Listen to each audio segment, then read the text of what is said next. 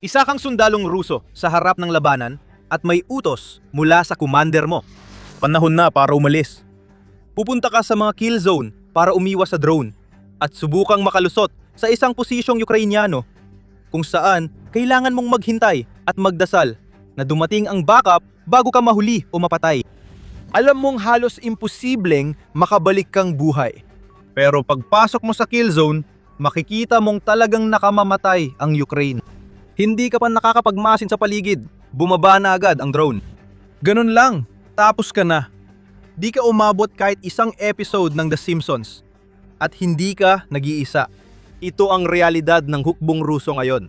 Pumirma ng kontrata, mag-10 araw na training, tapos mamatay sa loob ng 20 minuto. Maligayang pagdating sa pananalakay ni Putin sa Ukraine. Ang inyong leader ay lumipat na agad sa pagsubok na mag-recruit ng susunod na karneng kanyon. Ibinunyag ng mga pro-digmaang military blogger ng Russia ang lahat, habang galit sila sa pag-aaksaya ng buhay dulot ng pananakop ni Putin. Ayon sa Kyiv Post, noong Hunyo 29, sabi ng mga Russian war blogger, madalas sa mga sundalong ipinapadala sa mga frontline sa Ukraine ay nabubuhay lang ng kasing ikli ng isang sitcom, at si Putin ang sinisisi. Ayon sa isang post na malawakang ibinahagi sa Russia, ang inasahang buhay ng sundalong panlusob ng Russia sa frontline ay 20 hanggang 35 minuto. Ipinapakita niyan kung gaano kadesperado ang kampanyang panlupa ni Putin. Lalo pa itong lumalala. Hindi lang bilis ng pagkamatay ng mga sundalo ng Russia ang problema. Ang problema ay namamatay sila nang hindi man lang nakakapatay ng sapat na bilang ng mga Ukrainians kasama nila. Ganon ang pananaw ni Putin. Sabi ng New York Post, 8 casualty ang Russia sa bawat isang kaswalteng na idudulot nito sa Ukraine. Hindi tama ang bilang dito. Oo, mas maraming manpower ang Russia kaysa Ukraine. Pero 4 na beses lang ang laki ng populasyon ng Russia kumpara sa Ukraine. Malaking pagkakaiba, syempre. Pero ang 4 na beses na mas maraming potensyal na sundalo ay hindi ganun kahalaga kung 8 beses kang mas maraming nawawala kumpara sa kalaban mo. May kailangang isakripisyo at mukhang mawawala ang kakayahan ng Russia sa mga pag-atakeng kailangan ni Putin para makuha ang teritoryo sa Ukraine. Napansin na rin ito ng mga sundalo at galit sila, gaya ng mga Russian military blogger. Naiinis na ang mga tao sa loob at kilalang halimbawa rito si blogger at dating sundalong Ruso na si Alexander Lunin. Nung unang Hunyo, hiniling niya makipagkita kay Putin para ipaliwanag na ang mga komandanteng itinalaga niya ay inuutosan ng tropa sa mga misyong pagpapakamatay at pinapahirapan ang tumatanggi. Sinabi ni Lunin na tatalikod ang hukbo at itutok ang armas sa Kremlin kung walang aksyon sa problema. Sumagot si Putin sa typical niyang paraan. Ipinahuli ni Putin si Lunin dahil sa babala niya sa social media, umaasa siyang doon na matatapos ang mga problema. Hindi saping pag-aresto sa lalaking nagbubunyag ng abuso sa hukbong Ruso para mapahaba ang 20 minutong buhay ng mga takot na tao-tauhan na pinapasok sa mga kill zone. Ang nakakatawang estratehiya ni Putin sa digmaan na umaasang matatalo ng tao ang drone army ay dahilan kung bakit nagaganap ito. Totoo, ang mga drone ng Ukraine ang isa sa mga pangunahing dahilan kung bakit mas maikli ang itinatagal ng mga sundalong Ruso sa mga kill zone kaysa sa oras ng paghahatid ng pizza. Pero may iba pa ron. Simula pa lang, itinakda na ni Putin na mabigo ang mga sundalong ito. Pag-usugsapan natin ang tungkol sa pagsasanay. Sa kanilang mga reklamo, itinuro ng mga military blogger ng Russia na baka mas nagkaroon ng pagkakataon ang mga assault troops na hindi agad mapatay kung nakaranas man lang sila ng kahit anong pagsasanay na akma para sa zona ng digmaan na basta na lang silang itatapon ng Russia. Ayon sa parehong post na naglantad kung gaano kaikli ang oras na ginugugol ng mga puwersa ng Russia sa harapan bago sila mamatay, ang panahon mula sa training ground hanggang deployment ay nasa pagitan na lang ng 10 araw hanggang 3 linggo. Hindi ito walang basehang pahayag. Sabi ng ilang sundalong Ruso, ito ang bilang ng pagsasanay na natanggap nila bago ipadala sa labanan. Si Ivan ay isa sa mga sundalong iyon. Sa panayam niya sa United 24 Media noong Pebrero, sinabi niya, matapos ang medical check-up, tinanong nila ako kung handa na akong pumunta sa military base sa Makalawa. 5 araw kaming sinanay, 5 araw naghintay sa pagpapalitan ng mga unit. Tapos pumunta na kami sa mga pwesto sa labanan. Ang nakikikita natin mula sa Russia ay ang tuloy-tuloy na pagbagsak ng haba at kalidad ng kanilang pagsasanay. hanggang sa punto na ang mga recruit ay halos hindi alam kung saan itutok ang kanilang mga rifle bago sila ipadala sa harapan. Naglalaan ng ilang linggo o buwan ang modernong militar sa pagsasanay ng recruit at tuloy-tuloy ang training kahit na-deploy na. Mas maganda nun ang paghahanda ng Russia sa mga sundalo, lalo na sa oras na ginugugol nila rito. Bago ang 2013 hanggang 6 na buwan ang training ng mga bagong sundalo. Noong 2013, ginawa itong 3 buwan. Lalo pa itong pinababa ng lusubin ni Putin ang Ukraine. Kahit dapat 172 oras pa rin ang training ng mga sundalo ayon sa sistema ng Russia. Hindi nila natatanggap ang ganong oras ng pagsasanay at binabayaran ito ng Russia ng sarili nilang dugo sa larangan ng labanan. Baka tingin ni Putin, magandang kapalit ito. Pero 10 araw lang ng pagsasanay para sa 20 minutong labanan ay isang katawa-tawang paraan ng pakikidigma. At posible lang ito kung may tuloy-tuloy na daloy ng mga recruit ang Russia na ipadadala sa harapan para pumalit sa mga sundalong nawawala sa kanila. Spoiler alert! Wala talagang tuloy-tuloy na daloy ang Russia. Ang meron sila ay dumaraming bilang ng mga pag-atake. At isa pa ito sa mga dahilan kung bakit namamatay ang mga sundalo nila sa harapan sa loob lang ng humigit kumulang 20 minuto. Malakas ang paniniwala ni Putin na mananalo ang Russia sa digmaan. Basta tuloy ang magulong pag-atake. Kaya inutos niya ang mas maraming atake kaysa dati noong 2026.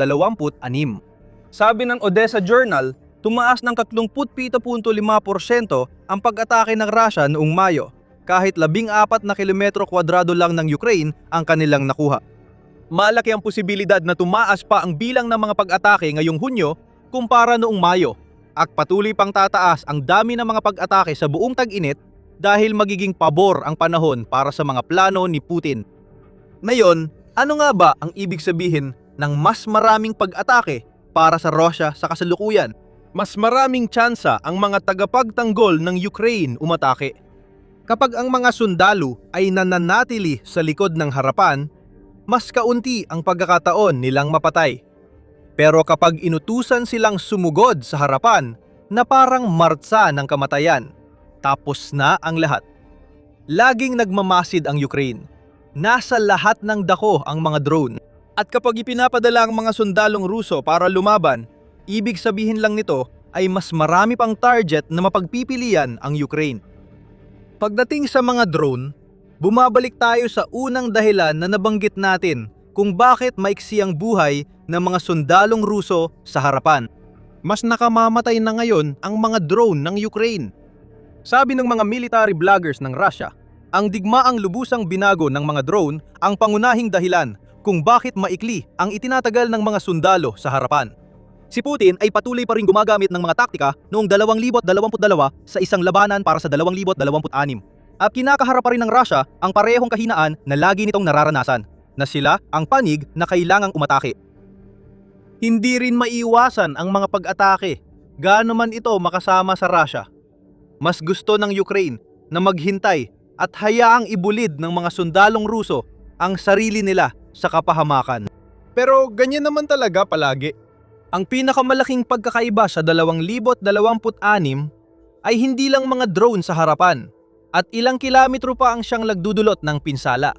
Ayon sa military blog na House Among the Laurels, maraming sundalong Ruso ang nasusugatan o namamatay sa likuran noong 2026. Marami nang nabanggit tungkol sa Middle Strike Campaign ng Ukraine at epekto nito sa digmaan ngayong taon.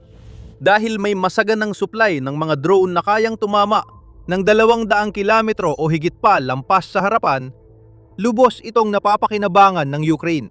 Wasak na ang lohistika ng Russia. Mahalaga ito sa estratehiya ng Ukraine na ihiwalay ang Crimea at putulin ang suporta sa mga sundalo sa harap. Tinatarget din ang command center, mga pinaglulunsaran ng drone at imbakan ng bala na lalo pang nagpapahina sa suporta ng mga sundalo sa harapan. Madalas, hindi nababalita na pati pagtitipon ng tropa sa likod ng harapan ay tinatamaan din. Iyan ang reklamo ng House Among the Laurels. Hindi na makalusot ang Russia sa paghahanda at paglulunsad ng pag-atake. Kapag nakita ng Ukraine ang tipunan ng tropa, agad silang nagpapadala ng mga middle strike drone.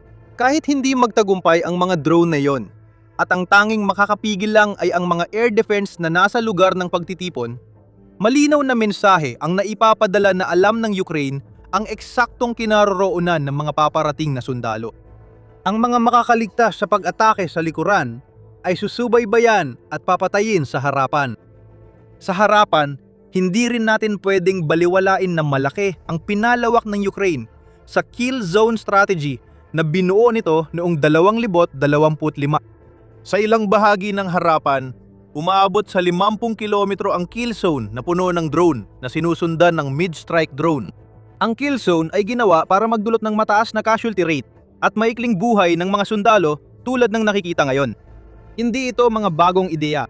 Sa loob ng maraming siglo, ginagabayan ng mga hukbo ang kanilang mga kalaban papunta sa mga lugar kung saan maaari silang pabagsakin gamit ang mga sandata. Dati, artilyerya at rocket ang gamit. Ngayon, libu-libong drone na ang ginagamit.